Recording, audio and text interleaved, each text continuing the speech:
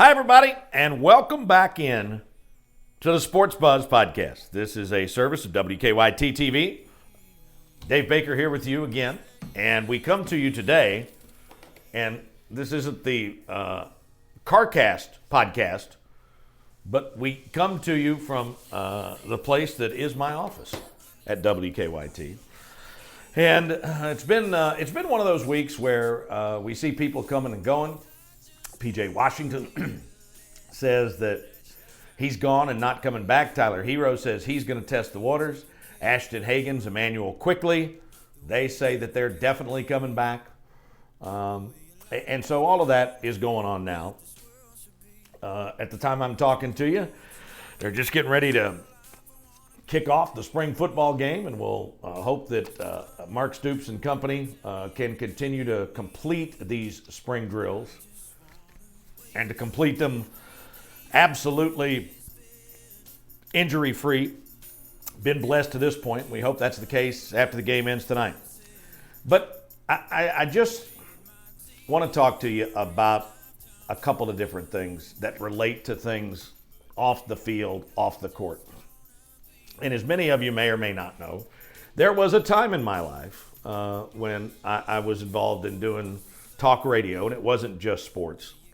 And when we talked about issues, the mantra that I had at that time, and gosh, it's been over 10 years ago now, I think, or about that, since I stopped doing that and concentrated solely on my duties here at WKYT. The thing I used to say all the time is that we can disagree without being disagreeable. And now, as we fast forward to April of 2019, I just wonder if that's possible. And there is just, I don't even know what to call it. There's just such a toxicity out there. I mean, you can't say the smallest thing. Nobody lets anything roll down their back anymore. I mean, this week, or the last couple of weeks, there was a dust-up between Jeff Walz, the U of L basketball coach, and Governor Bevin. Now, this is a non-political thing here, so don't anybody get all toxic about this. This has nothing to do with politics. This has everything to do with two guys who know how to use social media, who are not afraid to speak their minds, who probably would have been best served to just hit the pause button. And I guess that's one of the messages that I want to get to you today, is that we would all do well. And I'm saying this as a guy who's on a podcast talking for 20 or 25 or 30 minutes. Sometimes less is more. And I know it sounds like one of those old adages, but it's the truth. Sometimes if we just pause and think for a second, we might do something differently. One thing that I've never done in my career, and I've been blessed, I'm turning around and looking right now, at the end of this month, I will have been here at WKYT for 37 years. And during that period of time, I've really been blessed to do a lot of different things. But the one thing I've never done in my career is I have never hosted a post-game call-in show. That's because people are mad, they're angry, they've bet. They may have had a beverage or two that impairs their thinking and may give them a shot of courage to say something that they wouldn't otherwise say. But I used to do, back in the day, a Sunday morning call-in show on WVLK. And it was, I think, by all accounts, a successful show, and there wasn't the proliferation of shows that there are now. And so typically what I would do is after a game, I'd have a quick take, and I would call Oscar with what my thoughts were. And I'm blessed to have a guy like Oscar Combs in my life all these years and still in my life. I mean, there is hardly a day that goes by that we don't talk. And obviously, he has a world of knowledge, a world of wisdom, but he is absolutely one of the best friends anyone could ever have. And I would tell Oscar, I'm going to do this, I'm going to go on, I'm going to say this, yada, yada, yada, yada, yada. And he'd say, okay, do this. Sleep on it tonight, and if you still feel that way, then say it in the morning. And you know what? More times than not, I'd get that advice, and I absolutely wouldn't say it in the morning. And so that's what I'm saying about hitting the pause button. So if you haven't heard, when Kentucky beat Houston in the Sweet 16, Governor Bevin tweeted out congratulations to the Wildcats. And Jeff Walz saw that and tweeted out basically, oh, did you forget about us? I'll tell our girls who are playing in the Sweet 16 that you wish them luck as well. And, of course, Louisville wins in the Sweet 16, and then they had beaten UConn during the regular season. It was like the first time in forever that UConn hadn't been a number one seed in the tournament. And so in the region, Louisville was the 1, UConn was the 2. Great game. UConn wins and goes to the Final Four. And remember now, so Walz is a guy that'll jump out there on Twitter or make a statement. And I like Jeff Walz a lot, but he was asked at some point in time about Matthew Mitchell's dancing, and his reply was in a media session, we don't dance, we just go to Final Fours. So that's kind of what you're dealing with. And we know some of the things that Governor Bevin has said from time to time, whether you are a supporter, whether you agree with him, whether you disagree with him, whether you don't like what he does, whether you like his policies but don't like the way he goes about it. These are two guys that'll both speak their mind. And so in an interview this past week with Terry Miners on WHAS in Louisville, somehow this subject came up. I don't know whether Miners asked about it or what, but the governor then goes on and starts talking about how the U of L women's team had a great year. They had a great team, great players, but this was basically an unforced error on the part of the coach. That I think he said, Terry, I think we were the higher seed. I think we just got out-coached. And the clear inference he was trying to make was that if Jeff Walz had paid more attention to game plan and things like that and less time to what was being said on Twitter, maybe that would have been the outcome. Now, the governor did also go on to say that he had never met Jeff Walz and probably wouldn't know him if he saw him. But the whole point is, these two guys don't need to be involved in this. I mean, seriously? I mean, can somebody not call somebody up? I mean, any of us in our lives, you don't have to be a public figure like a major college basketball coach or like the governor. Any of us who live our lives publicly, whether you are talking about you're a little league coach, you're somebody that serves in a volunteer organization on a board, gosh knows if you're an elected official, if you're a teacher, if you're somebody that's out there trying to do the right thing, and like all of us, we all have bad moments. You can go on social media and find all kinds of awful things that are said about you. Most of us can. There are a few people out there that, Oscar's one of those guys. I don't know that I've ever heard anybody say anything bad about him.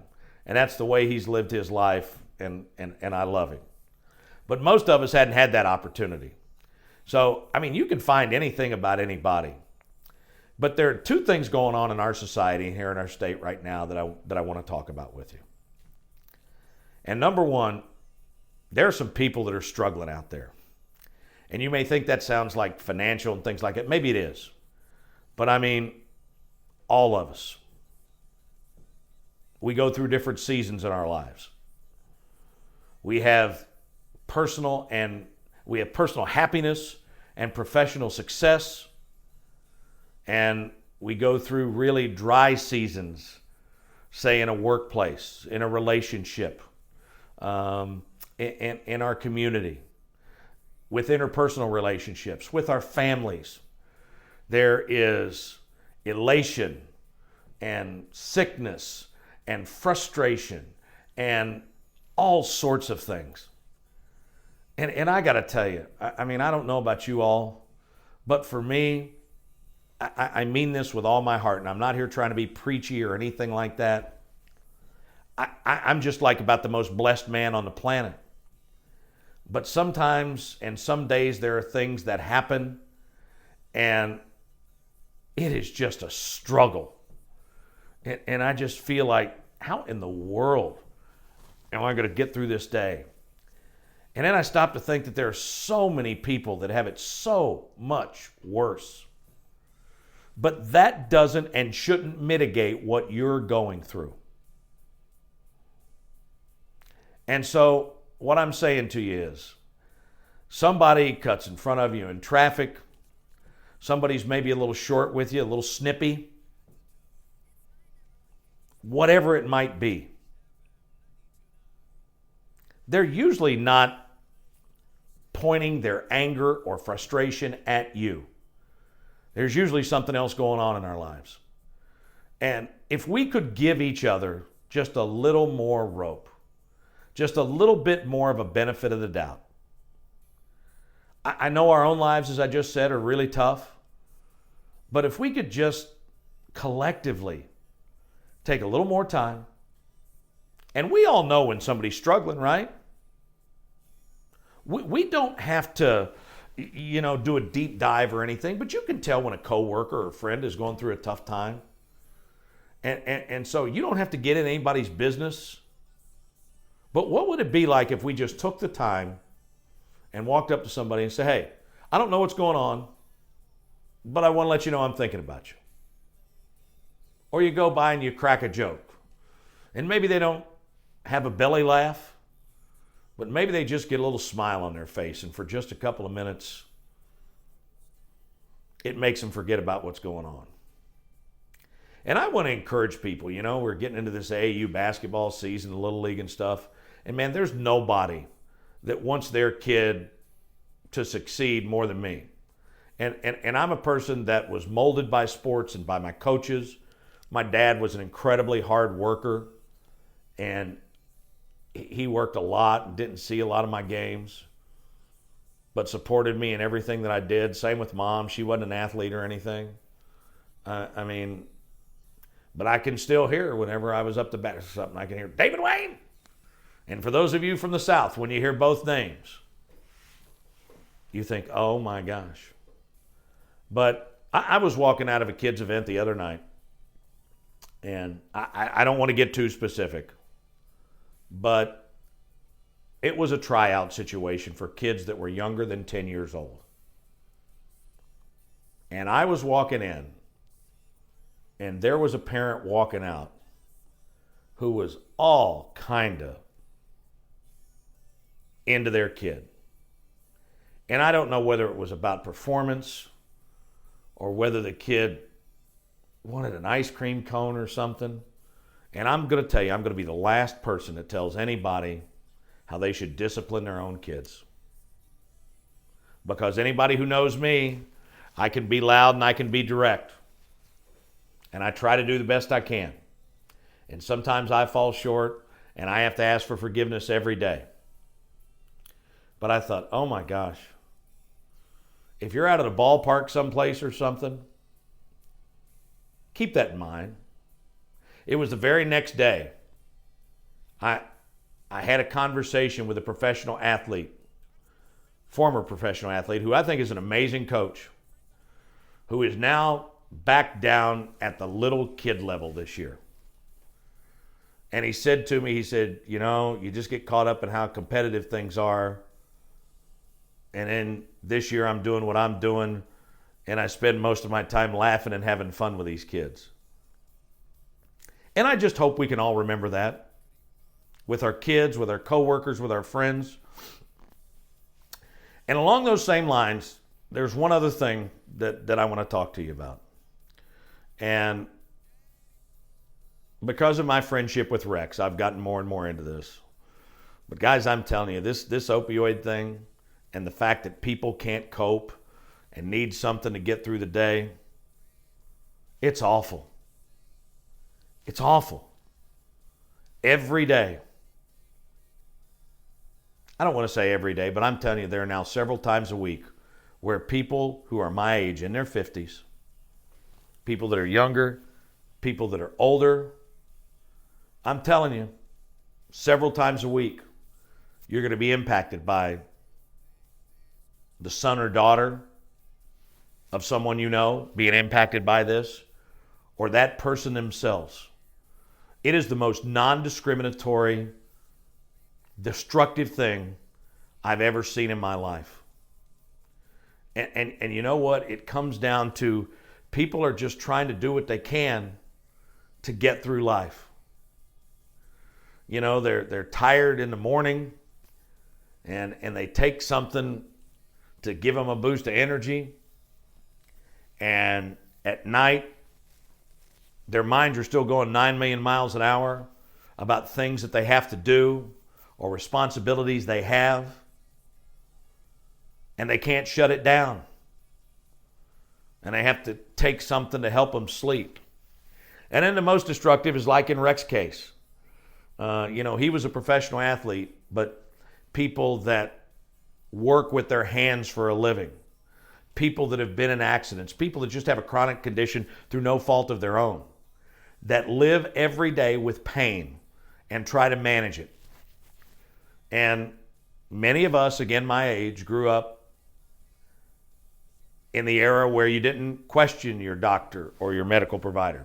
And that doesn't mean those people have done anything wrong either. But guys, ask questions.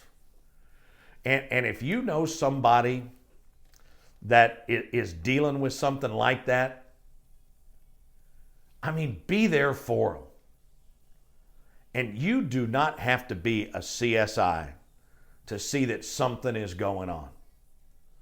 You can tell it. People will start acting differently. And I know it's uncomfortable. And I know it's messy. And some people just believe that, hey, we've got to let them deal with this themselves. There are other people that will say things like, okay, I don't want to get involved. There are other people that don't feel it's their place. And so what happens is that you have got to be in a situation where you love and where you can't be afraid to get in the mess. And the other reason I bring this up, we all know, I can give you stat after stat after stat with what this opioid addiction thing does. And the multi-million-dollar settlements that states are involved in now. Oklahoma just got a big settlement from one of the big companies. But the individual toll it takes. And I'm seeing more and more people, my age, younger, that they just give up. They start feeling bad about who they are and what they've done. And people that just take their own lives.